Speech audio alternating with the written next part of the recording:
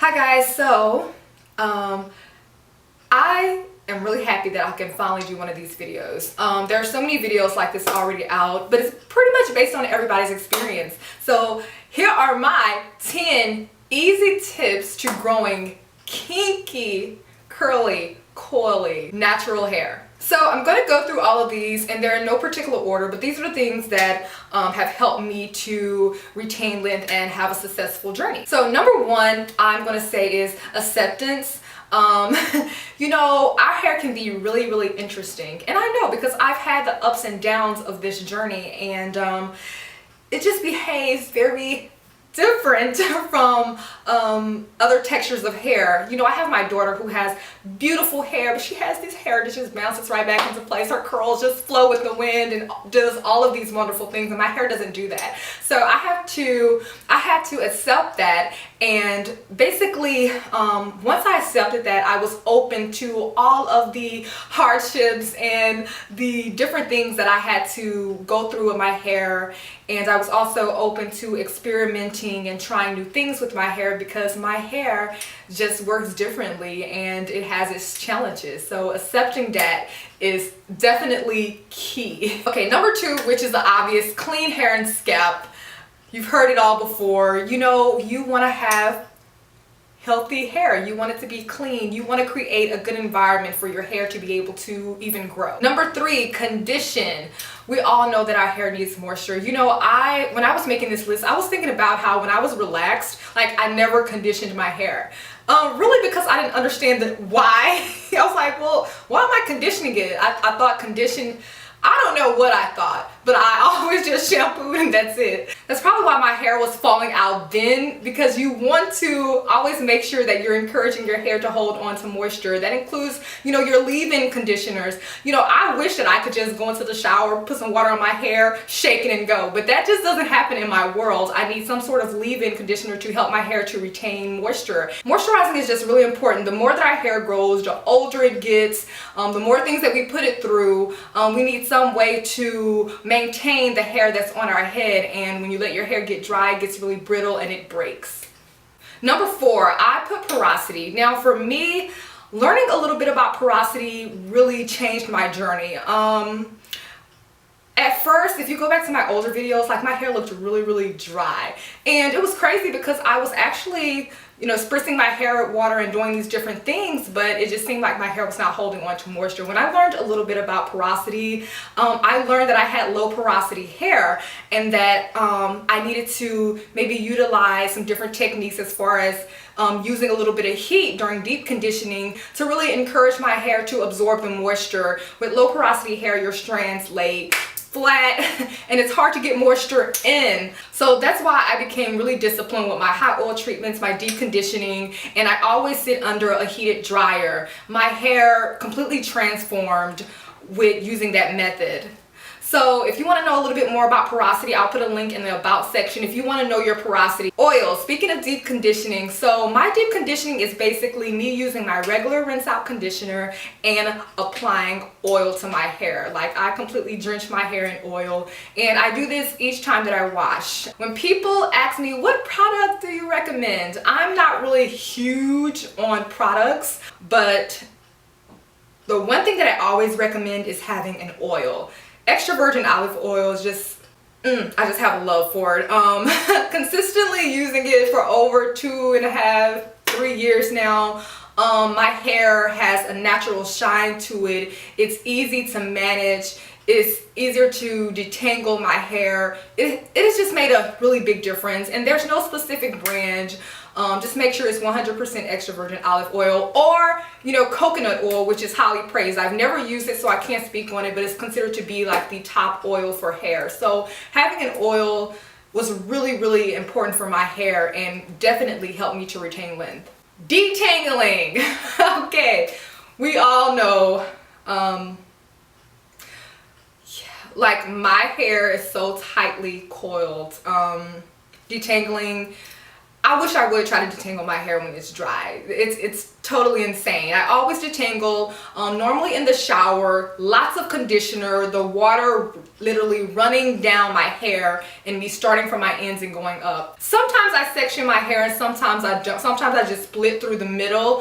It really just depends on your preference, but just always being gentle and being careful, because when you're detangling, as you're detangling, your hair is literally just rolling back up on itself, making it easier to break your hair if you're in a rush. So just always making sure that you're taking your time. Water, water, water, lots of conditioner, wide tooth comb. Number 7, low manipulation and protective styling. I know y'all hate that last one. No protective styling. I totally get it, because this year, like I was talking about on my blog, how YouTube is totally ruining my hair, because, you know, I like to deliver these hairstyles for you guys. And when I wasn't delivering the hairstyles, you know, I was doing a lot of the same videos, trying to have a low manipulation regimen, but I just didn't like the videos I was delivering. So basically I had to change my schedule to make sure that I could get my protective styling in, because I noticed this year, like, I pretty much probably did not retain much length at all. Like, I was pretty much at a standstill, because I had been styling and enjoying my hair so freaking much. So I understand, like, the frowning at protective styling. It's like, why do all this work, you know, and I don't get to enjoy it? But you do. It's all about scheduling, and I've actually worked out a new schedule to where I can do protective styling and then have those free weeks where I'm just slanging my hair everywhere. So low manipulation and protective styling. Once I started wearing 2-strand twist, and I'm saying 2-strand twist specifically for me and my regimen. I have tons of videos with 2-strand twist because I wore them so much when I was growing my hair out, and oh my gosh, my hair retained so much length so fast during those times. And you still have to care for your hair, but our hair, you know, it loves those moments when it can get a break. And if you find some way to fit those things in your schedule, as far as being able to enjoy your hair and protective styling, then you are not going to regret it. You are definitely going to see a big difference in your hair. I mean, I can't even deny it that 2-strand twist saved my hair and actually helped me to grow my hair out. Minimizing heat and learning proper usage. It's not a secret. I love heat.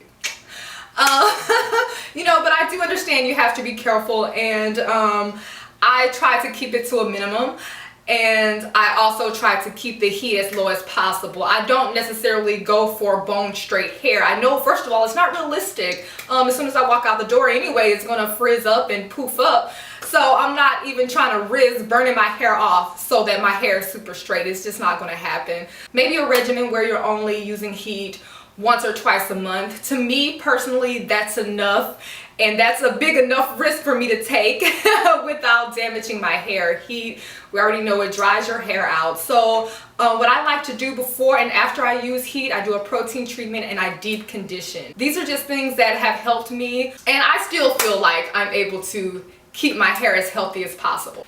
So number 9 is taking care of the inside. We all know what happens inside of here, this body, is a lot of times reflected on the outside. So brittle hair, brittle nails, bad skin, all of those things. I used to have horrible acne, and I still have light scarring from that on the side of my face. But I can say the past 2 years, and I've talked about it, every now and then I get little pimples here. You'll see them. It's like in weird little places, you know, around that time. But other than that, like, I don't battle with it the way I used to, and that's, I say, because of my fitness routine and also me drinking water, which I don't necessarily like. I don't, but I also don't like my skin to be torn up, and I don't like the feeling of feeling tired and all of those things that happen when I don't do it. So take care of the inside of your body, and that promotes healthy hair growth. Number 10, this is the last one, finally, we made it. Okay, patience and realistic expectations. I think with there being so many natural hair blogs and vlogs and all these different things that you're reading and seeing, and all these people with this amazing hair growth and amazing success with their journey, it can almost be discouraging. And you know, I just say to be as patient as possible, because everybody's hair does not grow 6-7 inches in a year, which we have seen that happen here on YouTube and seen that happen in some people's blog. You know, a lot of people go into their journey because of things that they've heard, you know, thinking, oh my God, I'm about to have this long, beautiful hair. And when it doesn't happen, it's so disappointing.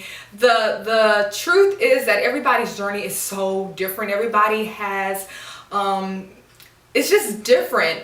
There's people who hair does perfectly fine with so many different methods. They can use heat every day. They can wear their hair out every day. And then there are those of us who we have to work a little bit at it. So guys, stay encouraged. Just enjoy the journey. Have fun so that you have good memories trying to get to whatever your goal length is, if you have one. Thank you guys so much for watching. I hope this helps somebody. Give me a thumbs up if you found this useful in any way. Anyway, thank you guys. Subscribe. Bye. Wow! Almost fell. Oh my gosh. Oh, can you go bring me my cord here at trail? Run! Run! My computer's dying. Don't knock over nothing. Don't mess up my light. My computer is totally about to die. Seriously? So, come on! Run, Trail!